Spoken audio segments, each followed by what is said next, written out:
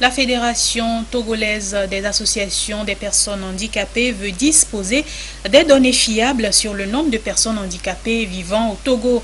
Elle a lancé le projet Recensement général de la population au Togo, Ne laissez tomber personne, pour amener l'INSED à mieux prendre en compte les personnes handicapées dans le 5e recensement général de la population et de l'habitat prévu pour la période 2020-2022. Sandra Ziagbi.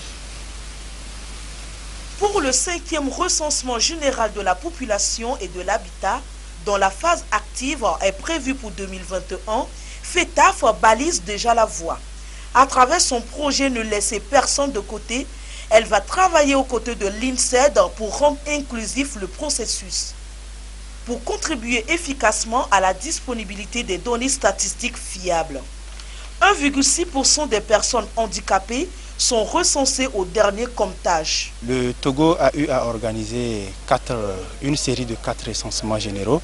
La personne handicapée a été faiblement prise en compte dans ces différents recensements généraux. Nous sommes lancés dans un processus d'appui de ce 5e recensement général.